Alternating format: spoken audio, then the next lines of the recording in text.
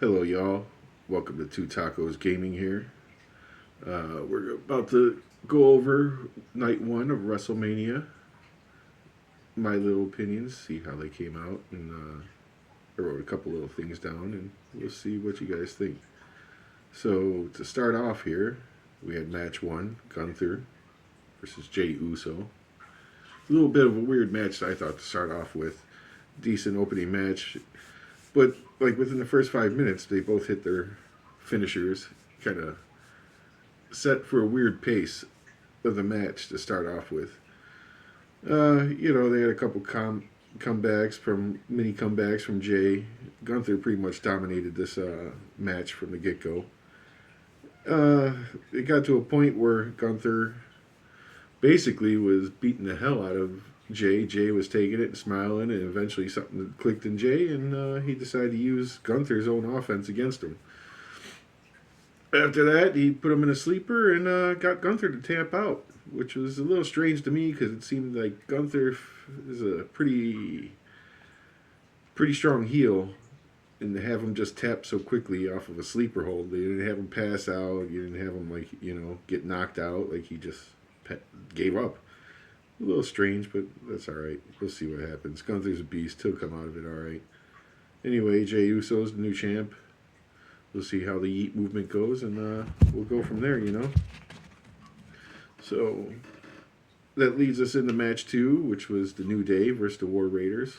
I like the War Raiders. I'm glad they're back as the War Raiders and not the stupid Viking Raiders. Vince had to put his own 2 cents on that when they came up from NXT. So, but I mean, let's start off by saying this match is just a normal tag team match. I mean, these guys, Cole said himself, they've met each other over a dozen times in the last few years. So, I mean, they really weren't going to pop anything out that was really new or anything. The only difference is they kind of flip flop. New Day was the heels, and War Raiders were the baby faces this time. It was two professional teams doing their thing. Good back and forth. I wish they would bring the War Raider chant back like they had in NXT. That thing was, I think that was pretty cool. But what are you gonna do? But when it was all said and done, New Day did the heel thing. They cheated. They won, and we'll see where it goes from there. I mean, hopefully New Day does well in their new heel persona. The tag team's been around for a while, so you know I have faith in Triple H. I think he knows what he's doing.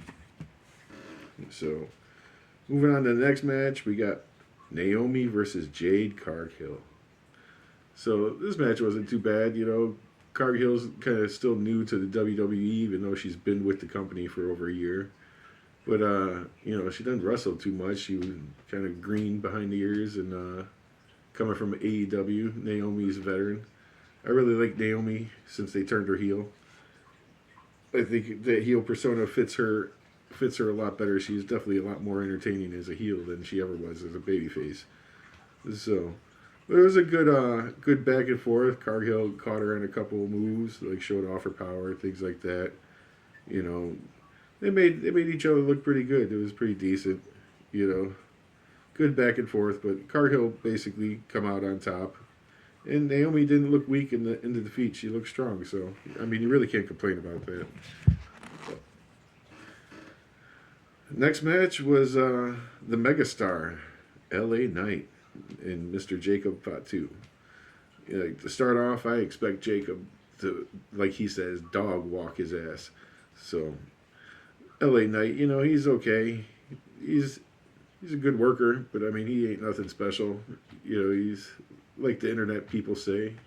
He's kind of like a wannabe. He's got a bunch of catchphrases, a couple cool moves. But, half the time he's trying to pull off that jump to the top rope, and he botches that more often than he completes it. So they had a pretty good spot on this one. Jacob Fatu went up to the top rope, went to go do a moonsault, and they tried to sell that L.A. Knight hit a BFT with that. It looked sloppy, but that was pretty much the only sloppy part of the match. Like I said, there's a reason why they didn't replay that move right away because it didn't really look all that good. But Fatu did his job. He looked like a beast. They gave LA Knight a couple little comebacks here and there, but I mean, nothing that would make you think that Fatu is going to be tasting defeat anytime soon via pinfall. So it was a good match, and I think it was a good decision having Fatu win. We'll see where they go from there, where the bloodline goes, how they deal with Solo and that other guy, the yeah guy. I forget his name. One of the Tonga brothers. So that brings us to match 5 on the card, which was El Grande Americano versus Rey Fenix. This one I personally never seen Rey Fenix wrestle. I don't watch AEW all that often, so this is the first time my first impression of Rey Fenix. It wasn't too bad. I thought he held his own. I mean, Chad Gable, El Grande, Chad Gable, he's pretty good. Like he holds his own. He's always a good worker. So I mean, he put on a good show. It was supposed to be Rey Mysterio, but Phoenix obviously took the spot. The classic, start off with like the classic luchador moves, like the almost patty cake type moves where they're playing with each other on the pins and things like that. Which isn't bad. I don't mind it. Honestly, this match reminded me of a throwback of between like Mysterio and Psychosis back in the WCW days. So it was a good match. Gable did the heel thing, put the little foreign object in his mask and started laying out headbutts to Phoenix, and Grande took the win. It was an entertaining match. It was a good match filler, a good time filler. So I've seen worse on WrestleMania, and I've seen better. But I mean, it was a good match. Can't complain. So next match up on the card was the Queen Charlotte versus Tiffy Time. I don't know. Going into the match, I didn't feel like this was going to be. I felt like the entrances would probably be the best part of this match, to be honest with you. And it started off like a high school cat fight. I mean, these two girls are rolling around like on the ground, like not throwing punches, just kind of shaking their head. It was a little funny. But once they both settled down, it seemed like they started putting on a better match. It was a little rough to start off with, in my opinion. But she had a nice comeback at some point mid-match. There was a good back and forth with Tiffany there and Charlotte. Charlotte controlled the match for a good portion of the time. So, but Charlotte missed a spot where like she was supposed to back up against the ropes, and one of them you could tell she was trying to back up. It just made the match look sloppy, lose its rhythm. It was a little up and down. When it was all said and done, though, I mean, Tiffany won, which is probably what should have happened. There ain't no reason to give Charlotte that stupid title again. Charlotte is who she is. Sometimes she works good, sometimes she works bad, sometimes she's good on the mic, sometimes she's bad on the mic. But, I mean, at least she's there all the time for the most part, unless she's injured. So, last match on the card was Rollins versus Punk versus our OTC. Yes, the OTC, the Tribal Chief, Roman Reigns. Obviously, going into this, the feel-good story would be Punk getting his main event victory and, walking off into the sunset, being happy. But, part of me don't want to see that. Part of me wants to see the OC. I don't like the OTC losing. I don't like him. He's established himself. He had to pay his dues. He ate a lot of shit in his early days, with McMahon shoving him down our throats and having to deal with that, Pretty cool, though. I mean, they had In Living Color play in person live for Punk's entrance. That was pretty cool. Crowd singing along. Once they got into the ring, there was quite a build-up. All the fans basically serenaded all three of them at some point, It started off pretty hectic, Rollins took out the OTC, Rollins got, what was it? Rollins actually hit Punk with a headshot with a garbage can when they went out in the crowd. And you don't see that too often nowadays. I mean, I understand the concussion concerns and things like that. But I mean, it was pretty cool seeing Punk actually take a headshot that he didn't have his hands up for or anything. I hope he's safe. I'm sure he's all right, but it was pretty cool to see that. You don't see that too often. There was another good spot where they had Reigns and Punk. Punk was about to go up on the top rope, and Reigns decided to hoist Rollins up in the electric chair.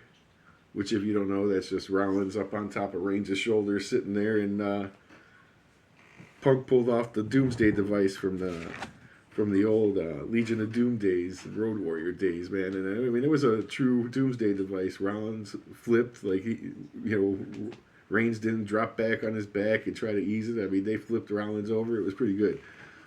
So, I mean, overall, each guy had their chance to shine. These guys were three professionals. You could tell they deserved to be in the main event. There was a bunch of false finishes with Reigns eating a bunch of finishing moves and fucking Punk eating a bunch of finishing moves and Rollins eating a bunch of finishing moves.